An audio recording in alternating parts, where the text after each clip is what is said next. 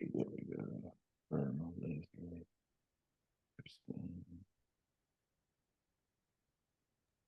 morning. Good morning, everyone.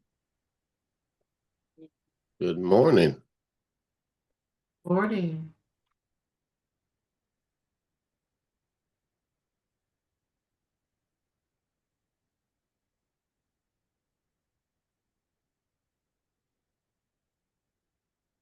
Happy July. Yeah, we're officially halfway through the year. Indeed. You don't get that time back. Not at all. Not at all. We'll give people till 8:03 to come on in. In the meantime, I'll definitely open it up for you guys and gals to share any wins, any LOIs submitted, any offers made. I'll say even any deals underwritten. I think the big thing I talked a little bit, I think it was last week, about the deal tracker, being able to track your deals and follow up and understand where things are trading in the market. Johnny, I have a couple of wins. So the first one is I did land a contracting role to support veterans. So I'm pretty excited about that. So doing work for Congrats. one of the largest, actually it's the largest nonprofit organization in the world. And so initially it's a 18-month contract, and it's specifically continuing to support veterans. So I'm pretty stoked about that. And then on the real estate side, next week I'm going to shadow a young lady who's in the Air Force who is developing or building out her second independent living home in Baltimore. So she's doing the initial construction, and I talked to her. I was pretty stoked about it. And so I'm going to shadow her next week and just kind of see what her typical day looks like. And she's going to kind of talk to me how she got started and all that good stuff. And because Baltimore is where I'm from, I just think that that'll just be a good opportunity for networking. And the way that I met her was at last week's meetup that I talked to you about. So Okay. relationships, like you always say, is so key. So I'm pretty stoked about that. And then my husband and I are really putting the plans together to sell our home and kind of make the transition to another state. So we'll talk. We're probably going to talk to you more one-on-one with that, so that when we do sell it, Okay. we can be really strategic about, how we reinvest, if that makes sense. So Yep. No, it makes perfect sense. yeah, No, that's great. No, congratulations on the new contract. thank you very much. Appreciate it. Yeah, that and yeah, you definitely got to get me connected with the Air Force with her as well. For That's gonna be a sure. great opportunity Yep, to see definitely. that I'll aspect send of you her. I'll make an introduction. I'll send a text to both of you all because I already talked to her about you. So yeah, no problem. that is great. Congratulations on all those wins and blessings. Thank you very much. Awesome. Anyone else?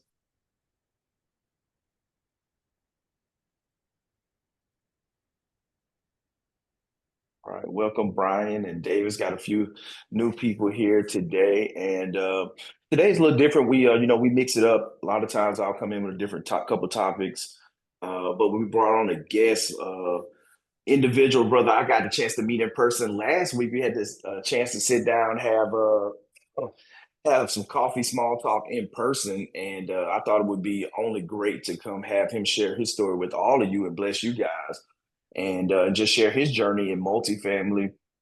And then, of course, he's gracious enough to answer a few questions on the back end. But Mr. Lee Johnson, I'll bring him up, let him introduce himself as only he can.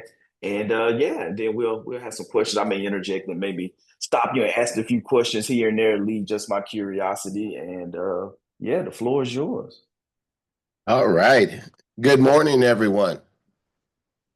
Good morning, Lee.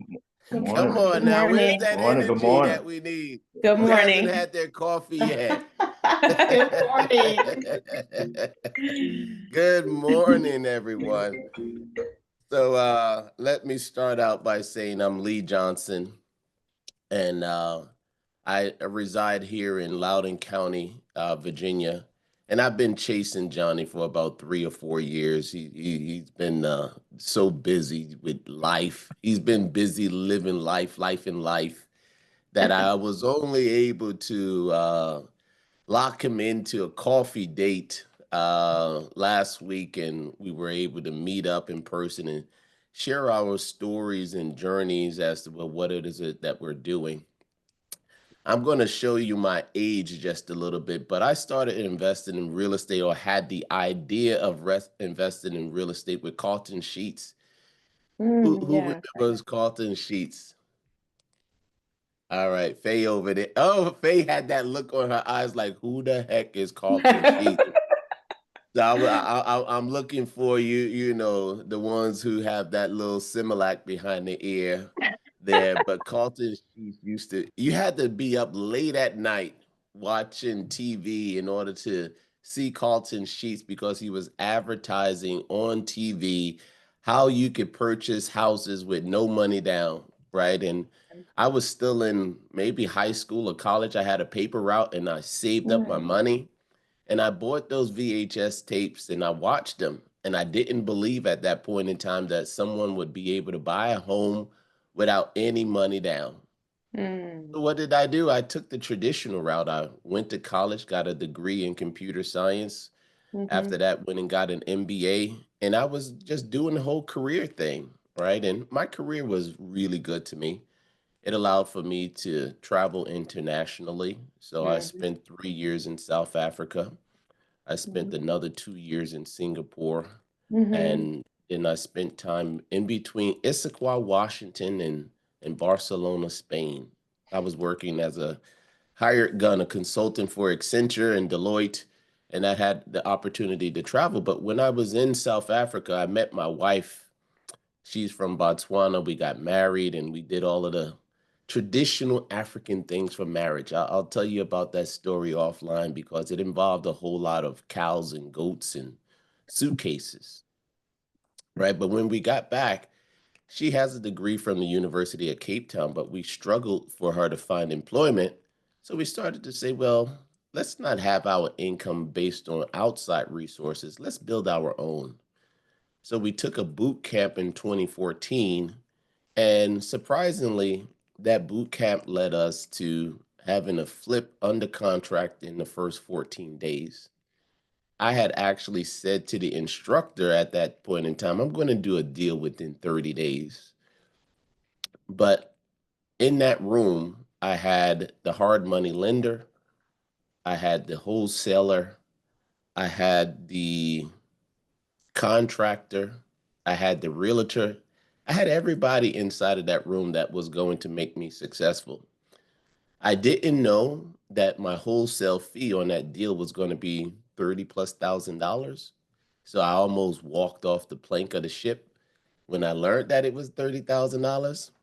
But lo and behold, we completed that first flip in 2014. We got it in November. It was up on the market in December. It actually went live on December 27, 2014.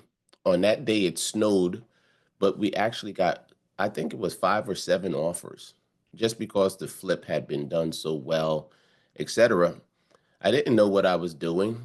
We closed on that deal, but we had to wait an extra 30 days. That's when I learned that the FHA has a rule that if you can't close on a new loan if the house is purchased less than 90 days away. So we had to take that offer and hold it for another 30 days, and we closed on the 31st day.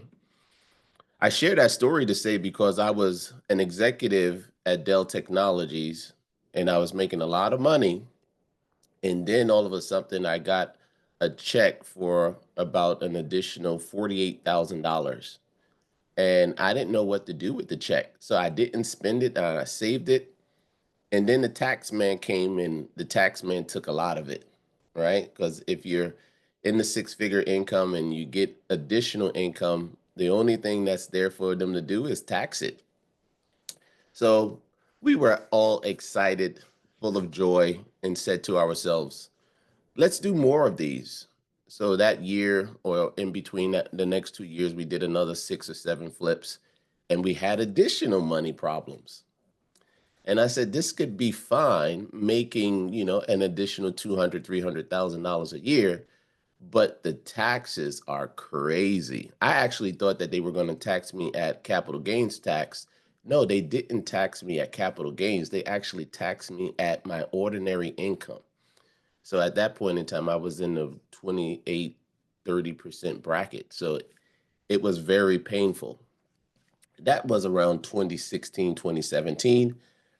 And then I met my mentor in the multifamily space. Her name is Holly Williams. You guys may have heard of her, may not have heard of her, but she's a good Texan with a New York accent, well, a New York mouth, right? She's a very sweet lady, but she can talk to the best of them.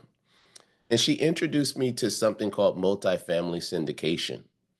And I don't know if you guys know this, but if you haven't already read the book, it's a whole new business, a whole different business by Gene Throwbridge. That book actually tells you everything that you need in order to raise capital, do a syndication. And when I learned about the fact that you could do syndications, I said, this is it. This is exactly what I needed to do. So at that point in time, we took our 401k, we turned it into a self-directed IRA. We took that self-directed IRA and we invested in deals, deal after deal after deal after deal. And that was around 2016, 2017. Guess what? You didn't even have to know what you were doing to make money in multifamily in 2016, 2017. All you had to do was have a pulse. And for the most part, you can go into a deal, you could exit a deal, and everything was wonderful. Then we go from probably 2018 to 2022, where things were going just as well. And, I had liquidated my 401k, put it into a self-directed IRA, and I went all in on multifamily. And we ran into syndication. Well, we ran into COVID. You guys remember COVID? And I actually thought that COVID was going to be a problem, but COVID actually turned out to be a very good thing for multifamily. Why? Because the government stepped in and filled in for everyone's ability to pay their rent.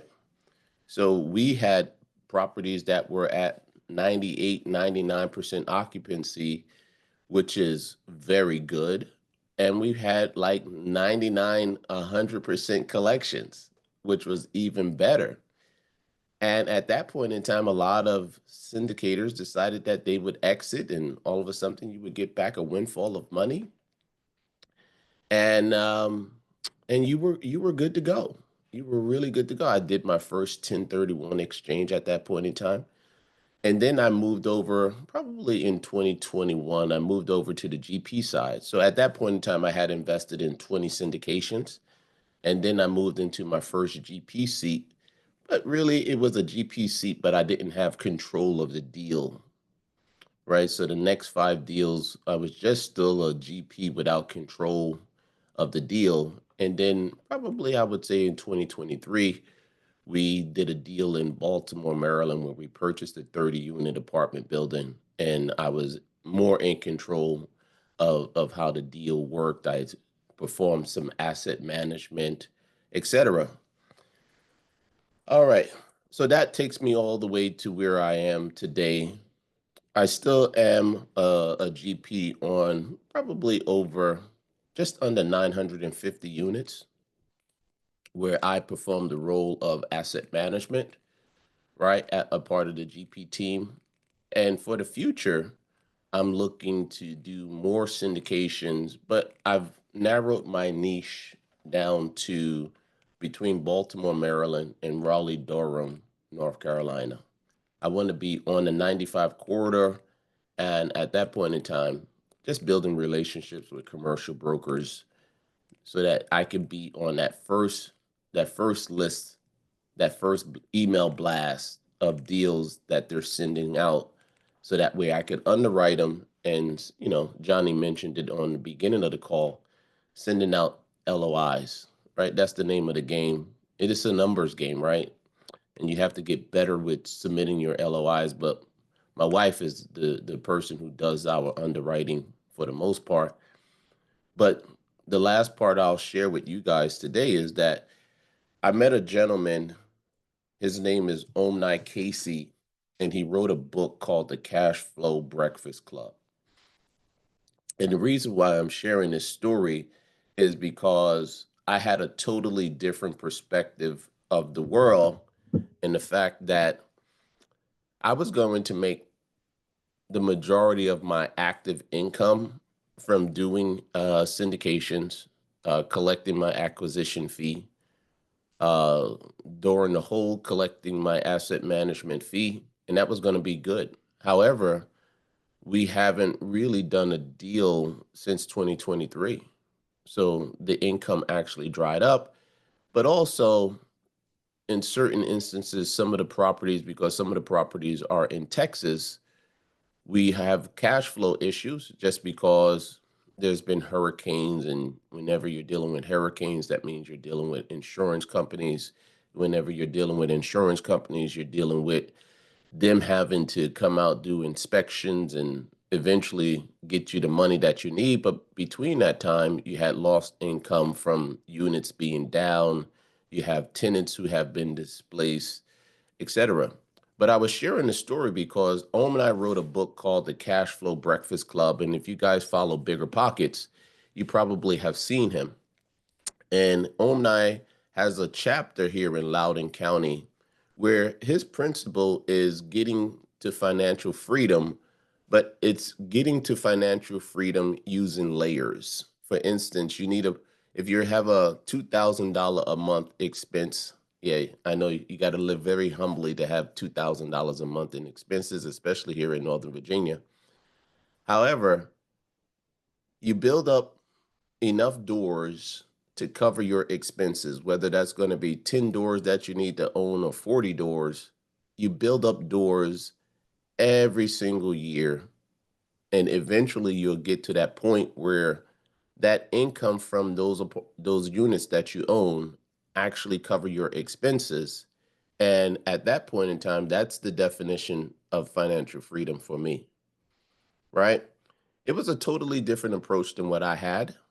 And now I've become the chapter leader with him, where we train people on how to go about that concept. We never go online. We're a strictly in-person group because we want people to form relationships.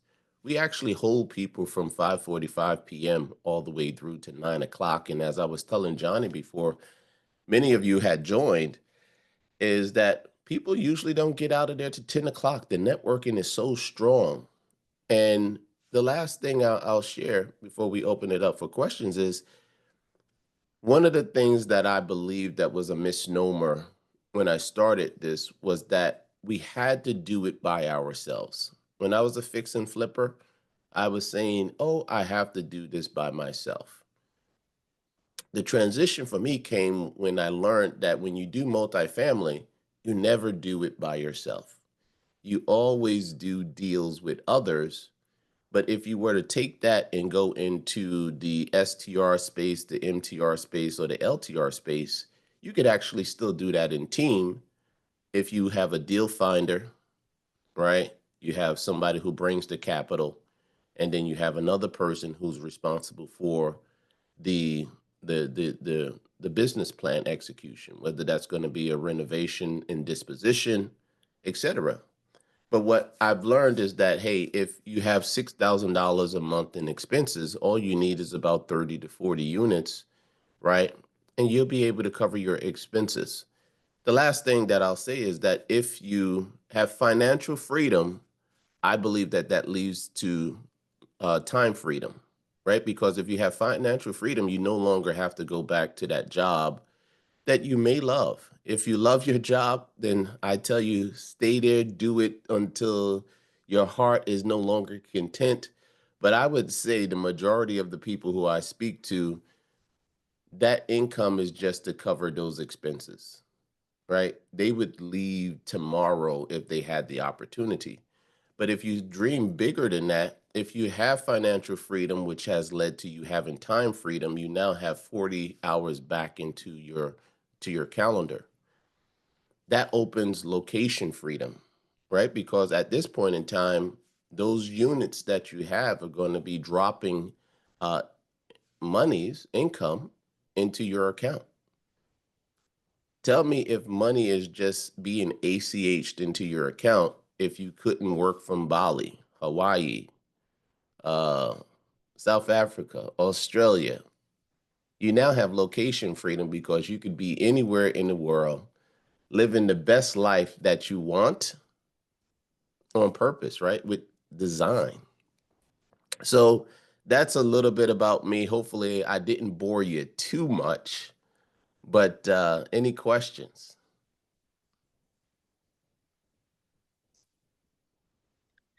I have a No, question. go Sorry. ahead. So I know initially you said you didn't necessarily know what you were doing, but did you set a goal initially, or did you kind of back into that goal? And if so, kind of what was your thought process during that initial starting years? During the initial starting years, and Leslie, great, that was a great question. I didn't have a specific goal, right? At that point in time, I might have been making like 250,000 dollars a year. And my goal was if I could do, say, one flip a quarter, right, and I would average 40 or $50,000, then that would be enough to replace my income. But that means that I would have had to be looking or working with wholesalers, and through the wholesalers, right? If I didn't work with the wholesalers, that meant that I needed to do my own advertising. And it's a totally different animal when you're doing your own advertising for, risk distressed assets, right? But also having to manage several crews. And I saw others who were doing that role, and it wasn't really a lifestyle that I wanted to have, driving to properties, making sure that the crews are doing what they were doing. That's why moving over to multifamily was more attractive to me, because at that point in time, you have a property manager who's dealing with the asset on a daily day basis. They're dealing with tenants and maintenance and uh, leases, etc. And all that I had to do was perform my asset management role, you know, make sure that the numbers in the business plan we were trending toward, and check in every so often, fly down to Tennessee or fly down to Texas, surprise some folks, and walk the property to make sure that things were executing as we needed to execute. So I didn't have a plan at that point in time, but eventually, towards getting out of corporate, I had to put together my financial freedom number, right? And the financial freedom number is the net worth that I needed in order to be able to cover my expenses on an annual basis. So I took a totally different approach. I took an approach from Tom Wheelwright, where he basically said that in order to get to financial freedom, you need a net worth number, right? If you guys follow FIRE, Financial Independence, Retire Early, their model is grow your net worth to a point that if you were investing it into the stock market off of a 4 or 5% yield, right? Which is very easy to do because you can invest in treasuries at that point in time, you would be able to pull off enough income to cover your expenses, right? So the concept that Omni taught me was you don't really need to be in the stock market at all, right? Because if you have your units and you have a property management company in there managing those units for you, you can collect that $200 or $300 a door that you need in order to cover your expenses, right? So it's a totally different approach. But what I like to say, Leslie, is that it's always great to have options, right? and what kind of portfolio you want to build, etc.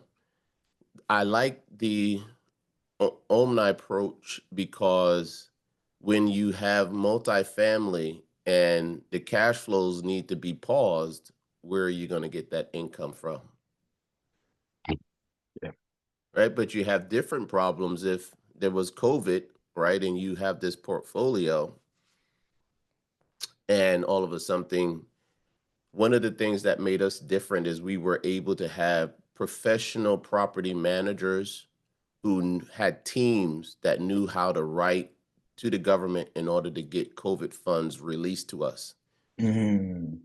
If you were a mom and pop, you were having to do all of that all on your own without any guidance.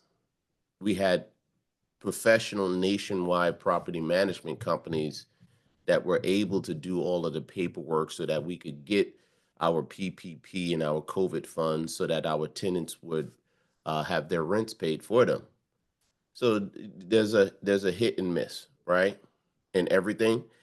Like if you were using metrics, you would say there wasn't a pandemic before COVID. The last one was 1918, right? So if you had to plan for that, the next pandemic is probably not coming to 2100 and something. So if you were planning that way, you would be able to say, well, that's probably not going to happen. So I can go with the number of door portfolio, right? But also, I learned about co-living, and co-living is a totally different animal. But with co-living, you could actually, let's say with co-living, this is a topic that we did last month. With co-living, you can buy a house. Let's just say it's $1 million house. It has 7 beds, 8 baths. What happens if you rent out each room? And on that $1 million house, let's just say if you rented out the $1 million house, you were able to get $10,000 a month because the 1% rule starts to break as you get over $500,000, right? Now you have the 1% rule. That $1 million property should bring you in $10,000 a month. But what happens if you were to go with a co-living situation and you were to rent out each of those rooms for $1,500? Not only that, but it's a 7 bedroom, 8 bath. You were able to turn the dining room into another bedroom. You were able to turn the garage into another bedroom. In the basement, you were able to put another 2 bedrooms, right?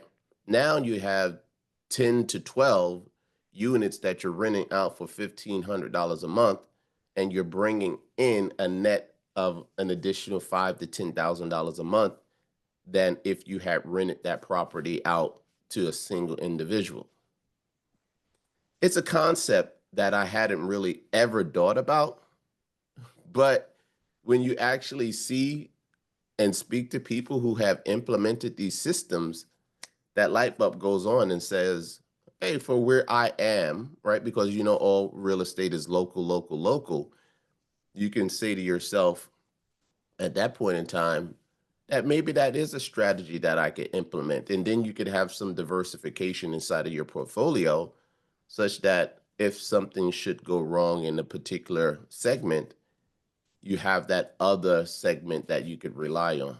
So Leslie, I gave you a long answer, No, but I that was hope I was awesome. able to. That was awesome because you gave me more than enough, gave us more than enough to think about. So I appreciate you walking me through that. And certainly Johnny and his team have touched on a lot of the things that you have discussed, but it just gives us a different perspective. And really to be able to hear your journey has been great. Like we've talked about, you talked about the concept of co-living. And so Dr. Joel and others have brought the concept to us about pad splitting. So you That's it. definitely Yep. hit on all the points. So I really appreciate you walking us through that. So thank you. And house hacking. Don't forget house hacking as well, right? Yeah. Yeah, for sure. So if you house hack and you live in that property for 2 years at least, if you're a married couple, you can not have to pay taxes on nearly $500,000. Hmm. And if you do that once or twice, now you're sitting on an investment egg of half a million to $1 million. And that's how you could actually start the journey, right? It doesn't really matter how you get to the finish line as long as you get to the finish line. So I think one of the things that I would close off your question with is have a plan, right? Know what that finish line is going to be, and then you're executing to get to that finish line. Mhm. And I like to say, whenever you get into the car and you're going to a destination that you don't know, most of us, we plug up Google Maps or Waze or whatever it is. And one of the things that I like about Google Maps or Waze is the fact that if there's traffic on the way, it will give you an alternative direction to get there. It might take you a couple of extra minutes or an hour or two, but I think the most important takeaway is that you get to your destination, even if it takes you an hour or two. Because when you're living life, things happen, right? Family happen, taxes change, just so many things happen in life. But it's not how you fall down, it's how you get back up that really matters. Thank you very much. You're welcome, Leslie. Good to meet you as well. Likewise, thank you. Hey, I think Davis is next. yeah, hey, nice to meet everyone. I'm Davis. I just wanted a real quick, you mentioned Omni Casey. I just wanted to vouch for him and his club because I happen to be a co-host at the Fairfax chapter, Hmm. and that's a pretty recent thing. But yeah, I mean, I found him on Bigger Pockets podcast and great interview. I think it was like 2 years ago. Hmm. And by the end of the conversation, he's talking about, where he's from, and he said Loudoun County. I was like, wait a second, that's like right in my backyard. And he talked about his meetup. And so I started going to that. And you're absolutely right. Like his focus on networking is what sets that group apart from any other meetup that I've been to. Usually you'll have like networking sessions right after the content, and it's very educational, which is great, but he forces people to get uncomfortable, and he'll have breakout sessions throughout the entire meetup at every single meetup. So for anyone on the call who hasn't had a chance to go to one of the cash flow breakfast clubs, I highly encourage you to go out there. It could be the Loudon one, Fairfax, whichever one. Go out there and meet some people because I think, obviously biased opinion, but before I was a co-host, that's the reason why I decided to become a co-host because of the networking aspect. And it's just like so valuable to me and everybody that's been involved that I've talked to. So I just want to vouch for that real quick. No, and Davis, the gentleman and his wife who co-host the Fairfax location with you, they attended our June meeting, and they're house hacking right now as well. Right? What's their name? Are you talking about DK? DK. DK. Yeah, Yeah, yeah, yeah. So yeah, they were there. they're doing hybrid, like a hybrid. So this particular couple, again, co-host at Fairfax, but they're doing rent by the room, furnished, midterm. So it's like, a three-headed beast of a strategy, and it's a house hack. So so they're doing very good on that one single property, their primary residence. So yeah, he's a good friend of mine. Yeah, and the thing is, I'm gonna tell Amna. You said that he forces you. I think we threaten you that if you don't get 5 new contacts on your first round, we're gonna kick you out. We never kick anyone out, but the threat makes people really get excited about going and networking. And Yeah. I think the first session is we probably do 10 minutes, 10 to 15 minutes of intentional networking. But what we notice is that during the second round of networking is when people are really comfortable with the situation and they leave the room with at least 10 to 20 new people who they've introduced themselves to. And we ask that they leave that meeting and be intentional about having one-on-ones.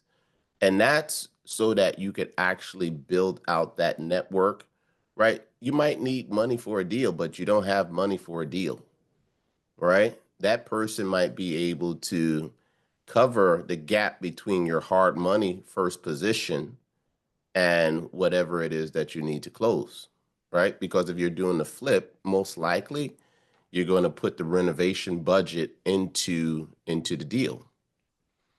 So meet that person, do that networking, find that person who can JV with you, and then you go from there. Thanks, Davis. Yeah, thank you. Brian, Good morning. good morning. I appreciate you sharing your story. I'm a little jealous that you've had the opportunity to travel and live around the world the way you have.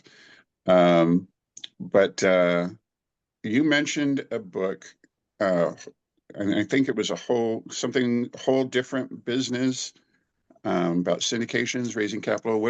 Did I have that title correct? Yeah, let me just Google it. Gene, I have the book right here. It's on my stand. It's called Gene Tobridge, and Gene Tobridge wrote a book called It's a Whole New Business.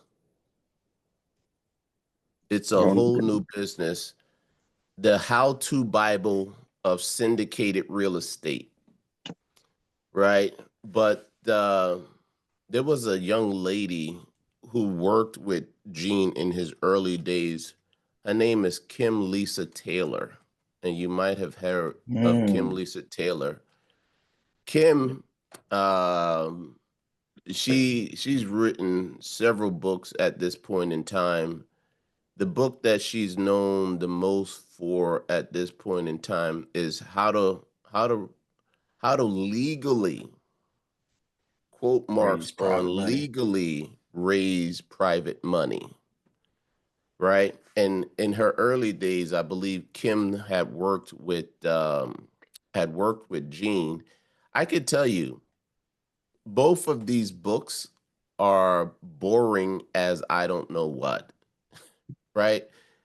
But it's a necessary evil in order to understand how a deal works and how to go out there and raise capital legally. Because if you raise capital the incorrect way, there's something called a bad boy clause. Once you get put onto the bad boy clause, you cannot raise capital legally anymore, right? The regulation that you need to understand is 506B, 506C, but that's regulation D, right? That tells you how you can raise capital. One of the things that I find that many investors don't really know is that there is an SEC at the state level and there is an SEC at the federal level, right? And if you join any meeting with Kim, she'll tell you that what happens at the state level, they eventually work their way up to the federal level because these guys have conversations about what they're seeing in their states. And usually if people are, going against the grind, they're going across state lines, and that's when it becomes a federal issue, right? So they eventually have those conversations. And one of the things that she always talks about is that the SEC is usually a self-funding organization. What that means is that they create their budget by collecting fines from other people. That's how they get their budget. So they are incented to go after violators and put them into jail and get restitution through fines, etc. So you definitely don't want to be on the wrong side of that gambit. One thing I add on there, Lee, I met Kim when I went to my first multifamily conference with Jake and Gino in October of 19, before Mm. I bought my first complex. And her book, I bought her book at that conference and used it to raise private debt instead of giving up equity on my first apartment complex that I bought. But it was just simple, just having that book and going through and understanding, changing my mindset on how private money worked, that I could raise promissory notes to do the deal. So I echo that as well. She's a great person, and there's so much information out here in books and the networking and the conversations with people that are going to drive you to your first deal, your next deal, and to building long-term wealth. But it all starts with that first deal and taking action on the information and getting after it at the end of the day with all of it.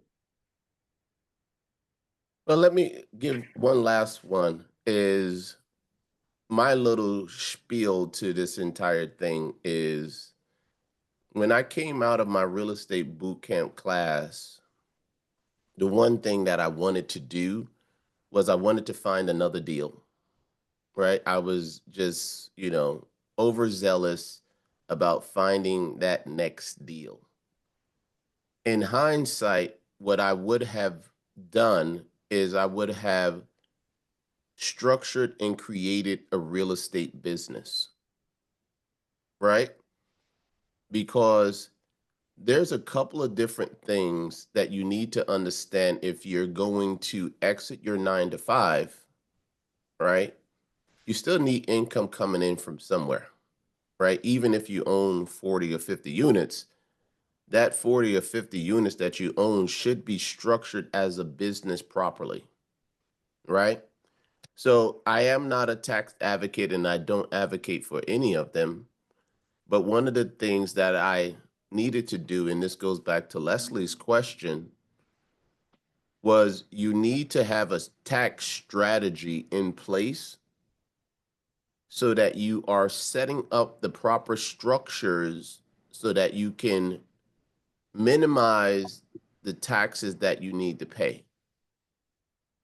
Right? I'm going to give you another one.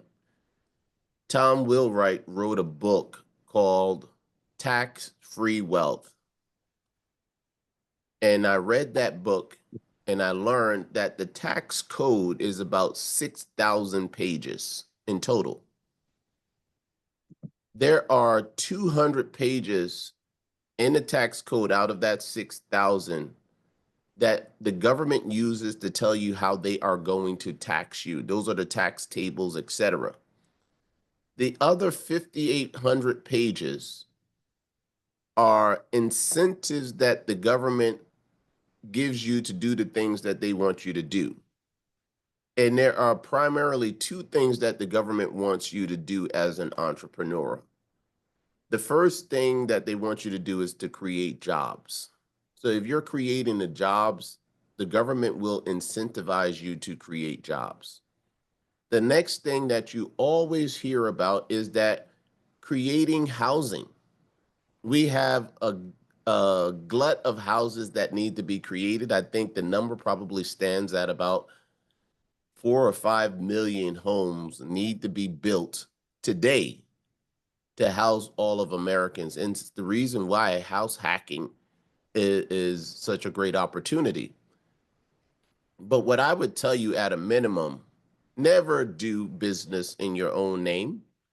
You definitely should have an entity, most likely going to be an LLC, whether it's taxed as a S Corp or a C Corp, that's going to be up to you, right? But the last bit of it, and this is where I harp on, is that entity that you set up, eventually one day you're going to want to sell it to someone else, right? And that entity should have its own corporate credit profile, right? So you create the entity, you go and get your EIN number. The next thing you typically do is you go to the bank and you use that EIN number operating agreement and you create a business banking account. What most people do is what I did. I did this for several years. I didn't know. I moved money from my personal account and I funded my business, right? But 2 or 3 years later, when we were doing multiple flips, I said my business should be able to get credit and finance these flips all on its own. But even though I had a perfect credit score and I had high income, when I went to go and apply for loans underneath the business, I was getting denied. Or I would get $10,000. right? You can't do a flip on $10,000. What I didn't know at that point in time was just like there is a personal credit score that's measured by your FICO number, on the corporate credit side, there is a corporate credit profile that's scored by something with Dun and Bradstreet called your Paydex. And Experian Commercial has something called an IntelliScore. And the last one that a lot of people don't know about is the FICO SBSS, Small Business Scoring System, right? Which looks at both your personal and your corporate to determine your risk profile. And that is what lenders use to determine how much they're going to loan your business. Once you have built out your corporate credit profile, you never have to ever use your social security number again on any application when you are looking for credit for your business.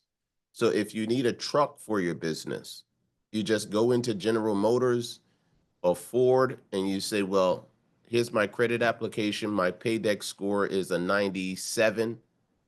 When they ask you to include your social security number, you tell them absolutely no. Run this application just using my EIN number. And that's what they're supposed to do. And at the end of the day, that's what you want. You want a business that, let's just say you want to retire. That business should sell at a multiple of EBITDA, right? It should sell at a multiple of at least 2x EBITDA just because you've structured it properly. And any business that has access to lines of credit and loans is going to be a business that you could eventually sell for a multiple because it has everything that you need. Yep. So No, much good stuff that's there. yeah, no, that's awesome. And I think the business credit aspect is one that everyone should look into once they make that commitment and set their LLC up and and start doing deals to look at how to properly grow their business and the business credit to go along with it. Where eventually you can liquidate, you can sell the business, hand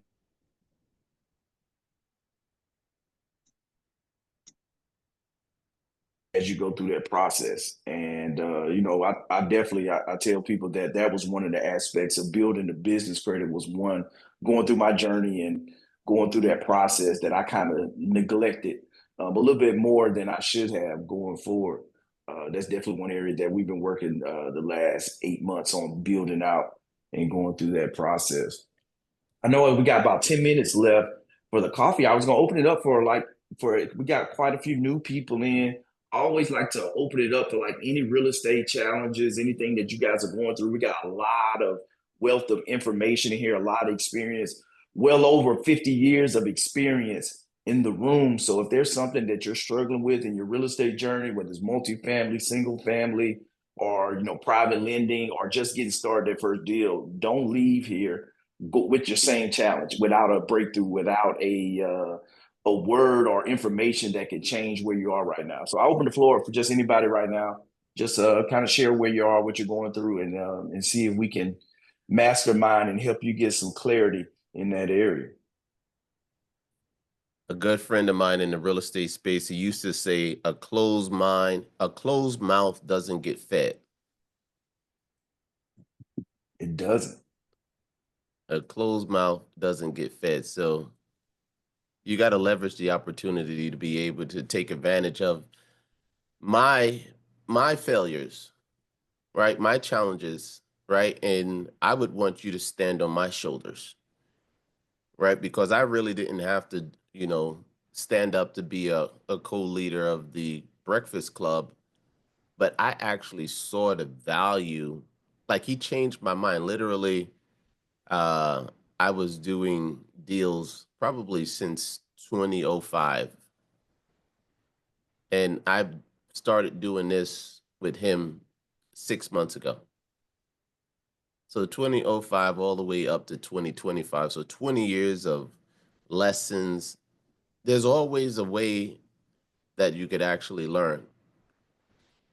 So, Johnny, I'm going to put my contact details into the chat just for anybody who wants to talk about whatever's going on, but definitely around the business credit. That's something that I specialize in.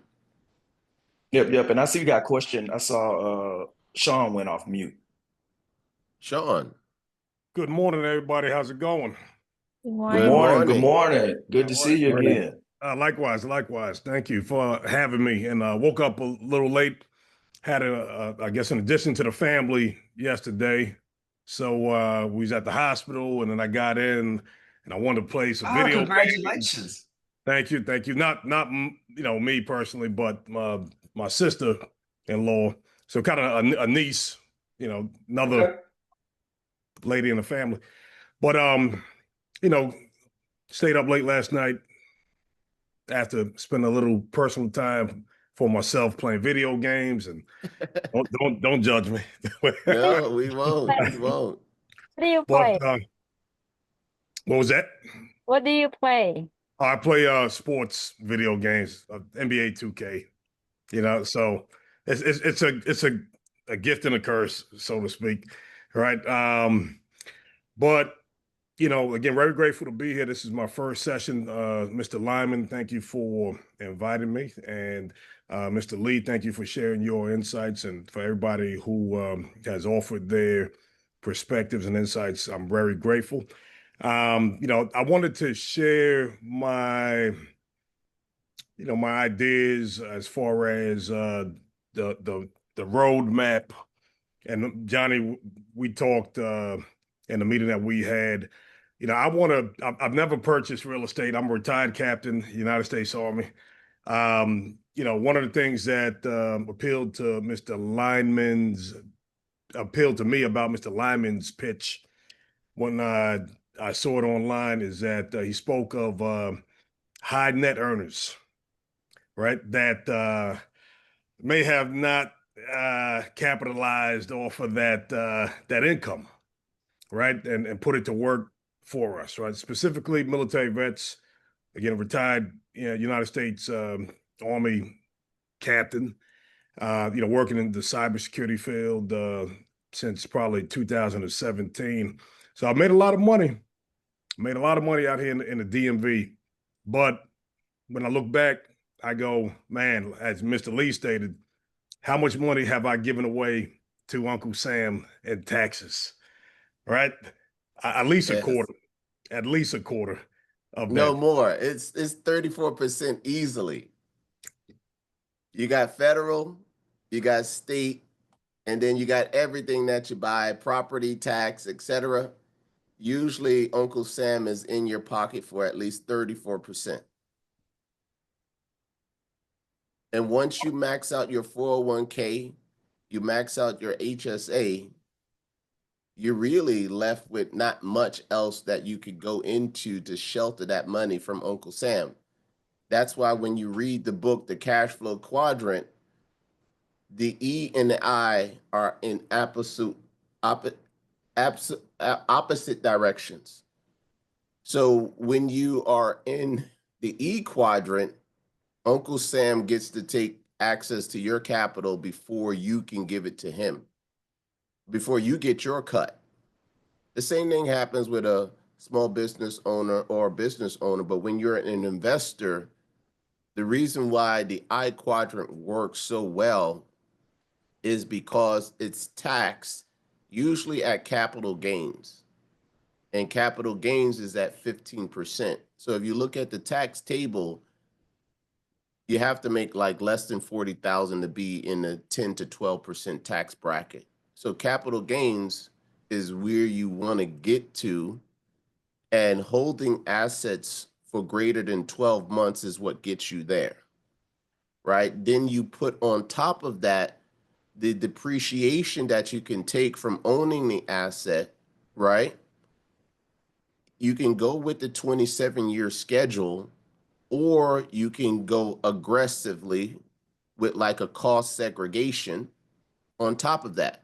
So if you own real estate today and you aren't taking advantage of um, depreciation, you need to, because when you sell the asset, the government is going to tax you as though you did. So take that bird in the hand when they give it to you.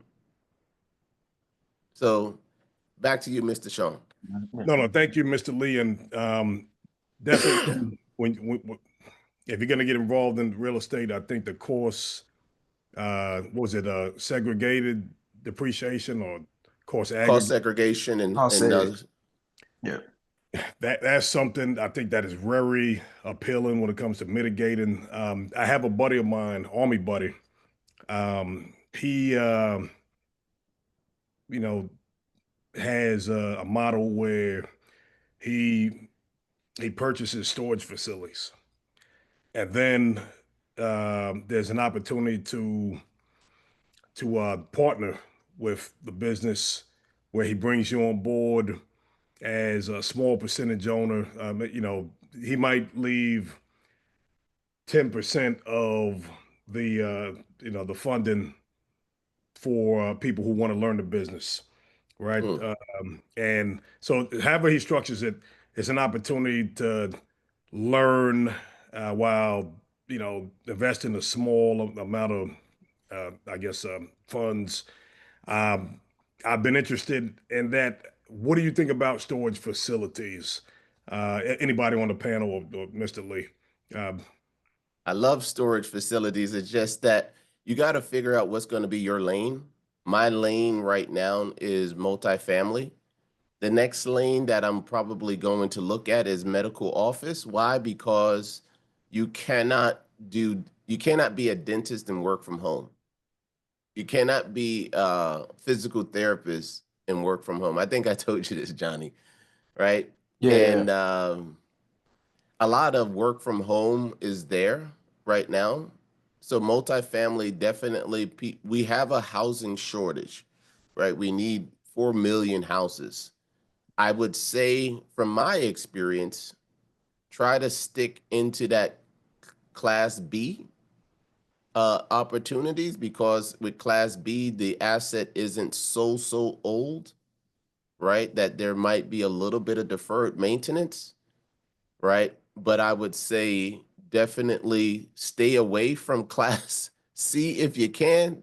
Definitely don't go to Class D, right? Class D is a headache waiting to happen, at least for me. I won't do that ever again. All right. So if you stick in, you got to find your lane where you're comfortable. And I go back to what Miss Leslie said, is that have your plan. Once you have thought about your plan and you get into your execution phase, don't really deviate and chase the purple squirrel. Continue to execute your plan, because I believe there's a quote that says, someone asked Einstein if he had 60 minutes to solve a problem, how would he spend that time? And Einstein replied, I would spend 55 minutes planning, 5 minutes executing. And this is the guy, the smartest guy in the world since time. So if you have spent the time that you need to developing your plan, right, and you believe in your plan, there shouldn't be much that forces you to deviate from your plan. So if it's going to be storage units, and you can learn everything that you need to learn about storage units, I say go and execute that plan. If it's going to be mobile home parks, and you can learn everything that you need to know about mobile home parks, go and execute that plan. If it's going to be medical office, or if it's going to be co-living, learn everything that you can about that, put together your plan, and then start to execute by taking action. Yeah. Thank you, And Mr. I would Lee. say, Sean, taking it back to the Army, that, you look at the core of building out the different courses of actions and all the layers of planning that goes into issuing orders, that is no different with this. It's like now you have to plan and find the right strategy that aligns with the resources that you have, whether it's money or whether it's the time that you want to commit to it. Now it's a matter of making sure that you find the right real estate investing strategy that lines up with what you want to execute. Because I've seen it too many times and heard stories from clients where they started down something where they were wholesaling and they burnt out 90 days later just because they were working 14-hour days. They had family commitments, things like this. They didn't have time to go out marketing. They didn't have time to go out doing a lot of networking. And so, I think it really for you is hone in on what it is that you want to do, or you can say it like this: what do you want to be when you grow up as a real estate investor? What type of investor that you want to be, and and commit to it, and go through it and get that clarity. Because there's a lot of different things. Reading these books, seeing different strategies, what's worked for different people. You can take bits and pieces of what people have done and do a little bit hybrid approach with things and find your own lane. And that's where the riches are in the niches. Being able to have that laser focus is where you build success in all of this, because having different being in two different lanes, three different lanes, it prevents you from being able to become an expert in one specific area. And that's where you're going to find that breakthrough and that long-term success. I appreciate the insights, Mr. Lyman, Mr. Lee. Last thing, and then I'll give up the stage, I guess. So the storage facility, that was something in my mind. Never really capitalized off of that endeavor or that direction. But my plan now, multifamily, I want to purchase 2 properties maybe by next summer, and do that every year for about 5 years. So at the end of 5 years, I have 10 properties. I want to leverage my VA loan, home loan ability. Mm-hmm. I understand that you have to, fulfill occupancy requirements if you're going to use a VA home loan. So my plan was for one VA home loan, for one home, use the VA loan, and for another home, use a more conventional loan, either an FHA or whatever have you may. But then I have 2 homes per year. I'd live in the VA home loan for 1 year, and then again the following year, purchase another VA home loan, multifamily, and rent all of the units out from the first purchase. Whereas 75% were only able to be rented out initially because of the occupancy requirement, and just do that for 5 years, and then start scaling aggressively after that. And I got the whole plan worked out with Chat GPT. So by year 14, I own 1,300 units, something along those lines, which involves a lot of networking and leveraging. And I heard it stated that you can't do or should not do at least the funding piece, and of course by yourself. And of course, if you're gonna scale, you need help. I just wanted to get some feedback. Is that feasible? Is that too aggressive? Uh, yeah, it depends. It depends on what your ultimate goal is, because I would, say it depends on how much passive income that you're looking for, because you don't necessarily have to tie it to 1,000 units. I think the thing that you have to look at is like, how much passive income do you want generated from your portfolio? Because you may be able to accomplish that without doing large syndications. And so it just depends on where you're going. For instance, you take, for instance, like Jahil, he just bought a 4-unit with his VA loan, $1.15 million property. The 3 units, he's living in one. The other 3 units are the market rent's $2,100. It was built a year ago. So now he has $6,300 a month coming in. And you look at, if he pays that off over the next 10 years and he moves out, and now market rent say $2,500 10 years later, now he has $10,000 of passive income coming in off that asset. And he has enough land to build 6 more townhomes on that property, that now he can allocate and reparcel that land and give those 6 units, that land as collateral, to get construction to build those 6 other units.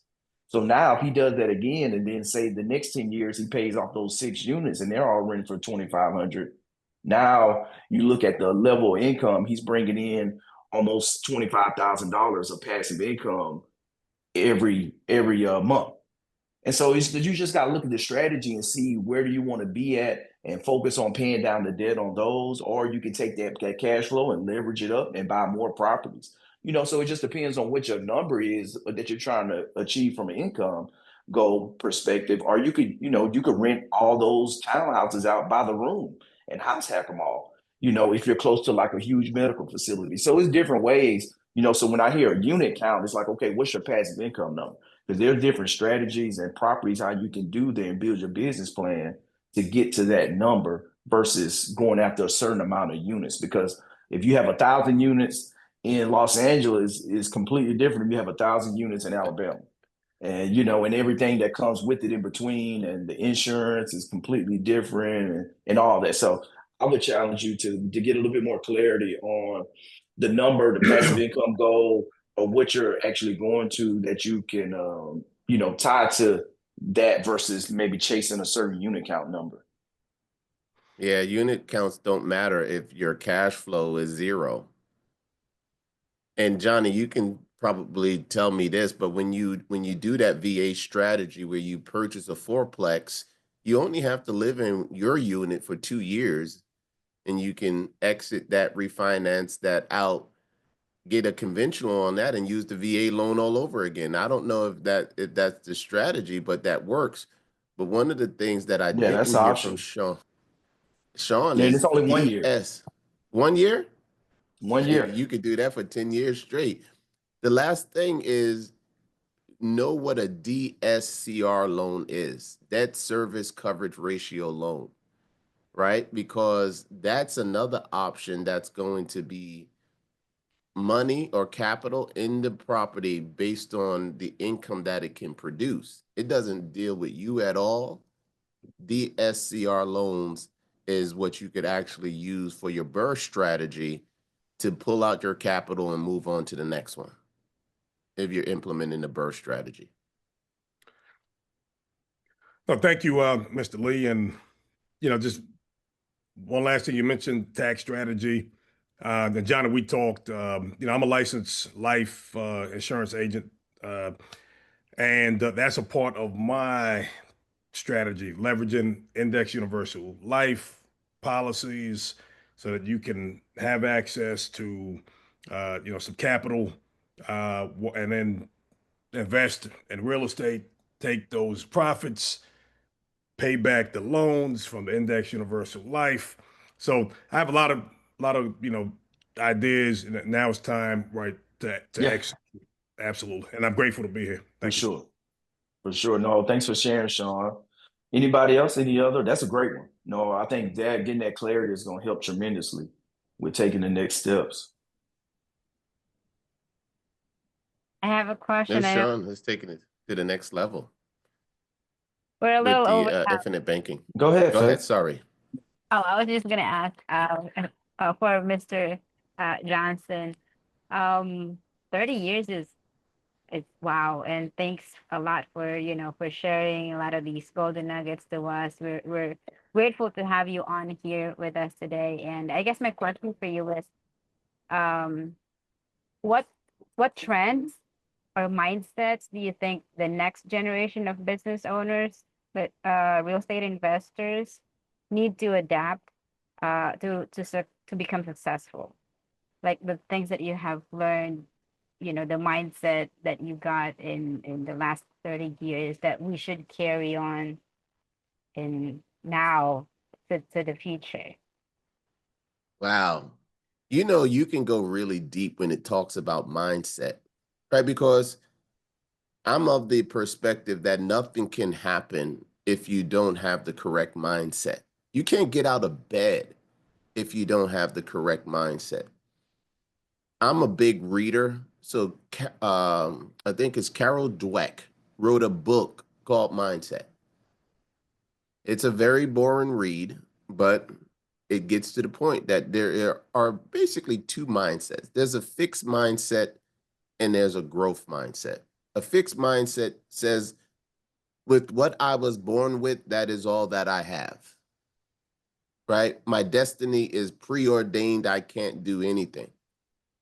A growth mindset says, I learn from every single opportunity. No, there are no challenges. Challenges are just opportunities in making, right? So I would say always have a growth mindset that you can learn, and your fate is not set in stone from day one, right? Because I say I grew up poor. I didn't have a silver spoon. I got a spoon from McDonald's, and that was free, the plastic one. That's what I was born with. And yes, I could have stayed in that mindset and, you know, sold drugs or did other things like that. That was in my community. However, that wasn't a route that I decided to take because I was able to see bigger things in the world. So always have a growth mindset. But I would also say do not have a scarcity mindset, right? Because some of the time we could be saying to ourselves, I'm going to hold off until I reach this point.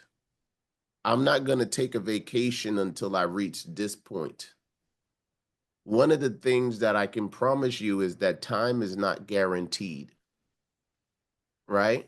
So you never know what's going to happen tomorrow. But one of the things that you have to say is, let me take advantage of the present, right? Let me take advantage of the present. And as a coach, I always say, too often people are regretting something that happened in the past. That's done, that's set in stone. Or too often people are worried about something that's going on in the future. That is yet to happen, right? However, if we can turn our consciousness and our attention to the present, we could enjoy the experiences that we're having, both positive and negative, right? Because it's only what you give your attention that allows for things to seep into your consciousness. We could probably have a whole conversation on that one and go really, really deep, really, really deep. But you and your mind are an iceberg. And as you see with the iceberg, only 10% of it is above the water. 90% of the iceberg is underneath the water. But that's all of the stuff that's going on in your mind. And you have to purposely train yourself, because as a human being, we have times where we have low points in our journey. We can't stay there. We have to develop that muscle that says, when I run into these points, how do I get back on my track? How do I? There's a book called Positive Intelligence that teaches you how, because this is something that you have to do, like going to the gym and working on your muscles. You have to work on your mind so that you spend the majority of your time thinking about positive things, because that small brain that we have, the amygdala, it's trained us from when we were, if you believe, like we were cavemen and women, to fight or flight. That was it. That's all that that small brain does. And since it's the smallest brain connected to our nervous system, it's the thing that we go to whenever we're in a situation that we don't like, fight or flight. Yeah. And you will go there immediately unless you train your brain to get back on course and focus on those positive things. I hope that helps.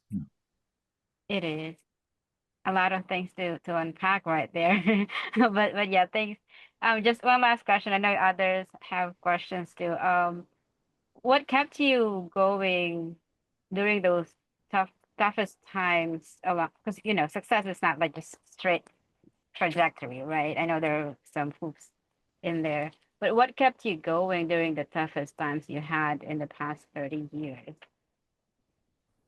Well, I would say don't quit. You got to believe in what you are shooting for, right? You have to, like, for instance, this year I started being a Vistage executive coach. And I speak to a number of CEOs every day. Most of them tell me no, I don't want it, I don't need it, etc. However, I still continue to reach out to them because I believe that what I'm sharing with them, they need more than they don't even know that they need it. So that's what keeps me going. And sometimes you gotta just say to yourself, failure is not an option. Take that off the board completely.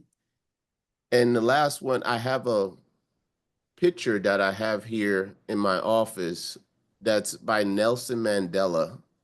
And I like to have little affirmations around me. Like let me unblur my background. Similar to Johnny, hustle, execution, success, never give up, believe in yourself. But the one that I like the most, well, I have two over here. One is by Nelson Mandela that says, I never lose. Either I win or I learn. I see that quote several times a day as I'm moving about. The next one is one by Ford, at least is attributed to him. It says, think you can, think you can't, you are right. So if you think you can't do something, you are right. So the last one is you have to speak positive language, right? And it starts with I will. I will, going back to Mr. Bush, I will acquire one multifamily unit every 6 months or every year, and I'm executing against that. I will. Not I could or I would or I should, I will. You have to speak that positive language to yourself and to convince yourself that this is what needs to be done. And it will get done because there's nothing that's going to stop me from getting it done. Failure is not an option.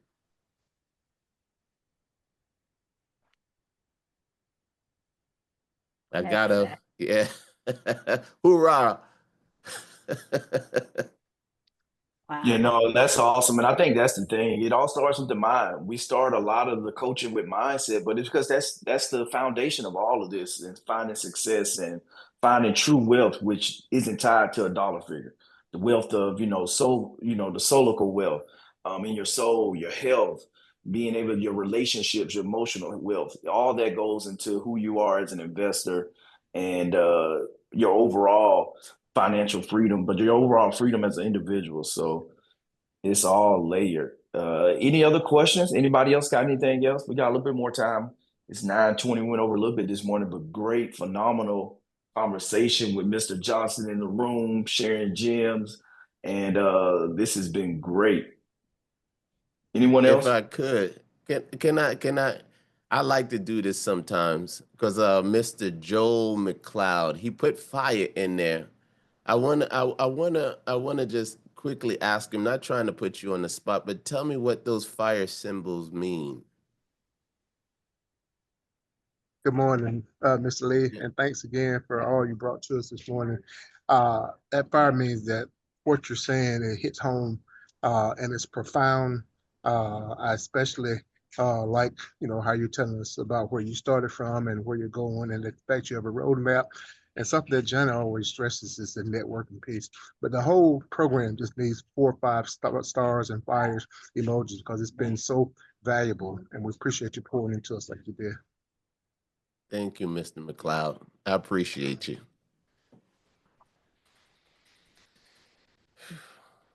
Good stuff. Well, if nobody else has anything else, this has been time well spent. I see Hannah slid in the room. Hannah, what's going on? How are you? Glad to have you join us. We're about to wrap up now. But no, it's been phenomenal. And yeah, as you guys going through the week, check out the school community, continue to share more resources there. I went to an in-person meetup Saturday, kind of a veteran-centric meetup that's focused on real estate. And one of the things I had to break down, I actually got a meeting with him today, got on my calendar, with an individual just frustrated with the going through studying the the academics, the recordings and everything, but didn't know how to truly put a deal together. And kind of walked him through how to put the deal together, how to find his funding, how to break it down, make it simple, because a lot of times, you can become overwhelmed. So that's one of the things that I want to put in, that sometimes just back to the basics with just how to process your first deal. I know I got the 5-day, get your 5-day training that's out there, get your first deal in 90 days, but really how to build your buy box, how to find the zip codes you want to focus, get your strategy, what are the funding resources you can leverage to get your deal funded, and then going from there on what does execution look like in order to get that first deal under contract. So that's something I'm going to be adding in to the community. And yeah, and say continue to stay tapped in, share those wins, those challenges, and we're here for you guys to help build everything out. And that's why we made that pivot. Now that I'm retiring, with the Financial Freedom Network, that it's all things that are going to build this financial freedom. And real estate is a core pillar of that. But there's other pillars with life insurance. We had some people talking about that, as well as being able to make sure you have the right estate planning in place, and all these other pillars that go to make sure that your financial household is built for the long term and for multi generations. With all this is what it's all about. Uh, with that, Mr. Johnson, Brother Lee, great man having you out. Looking forward to maybe doing this again and connecting. And we will see everyone next week. Let's go and Hey, let's make some equity Johnny, happen, y'all. thank you for sharing your platform with me. I'm humbled just to be here amongst so many great minds. It was a pleasure. Thank you for sharing your platform with me. Have a great day, everyone. Most definitely. Thank you. Thank you, Mr. Johnson. And for those that are, new here, I see Brian, Kiana, LaShawn. I dropped the link in there so we can do one-on-one alignment call with you guys. I know some questions you have, you may not be able to ask in this group call. So I'll drop that for you, or put in your email so I can send it to you guys. We'll do some one-on-one, session with you. And then for those that are not in our school community yet, you also have the access right there. I'll drop it in the chat so you guys can join us. Next week, we're going to be seeing you again on Wednesday or, another $1 Million Coffee Chat. Yep. And happy 4th of July. Enjoy it. Yeah. Yeah, All we right. got that one. That holiday coming up. But yeah, thanks for that, Faye. I always forget that part. All right. Have a great week, everyone. Good seeing you again. Thanks. And Same to welcome y'all. to all the new people. Thanks, Brian. Yeah, I'm new. Good to see you, enjoyed it. I Earl. got a lot of good nuggets out of this. I wish we had more time, but next week. Yeah. Yep. And if you want to, definitely hop on one of the alignment calls. I got a lot more availability nowadays to sit down and kind of have some of those sessions and kind of help you get some clarity around what you're trying to do. Yeah, drop it in Fantastic. email, Brian. I'll send you the link so we can schedule some time for you. Okay. Okay. I got Kiana right there. What's up, Kiana? That's family there. Yeah, she already drop off. Oh. You got my Sean. Okay. Yep, I see the alignment link and I see the page for the school. I will be taking advantage of those resources. Thank you. And great network and team you have.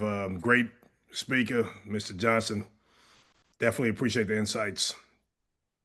And I'll be back. Most definitely. I'll be back. All right. I'm glad I decided not to sleep in.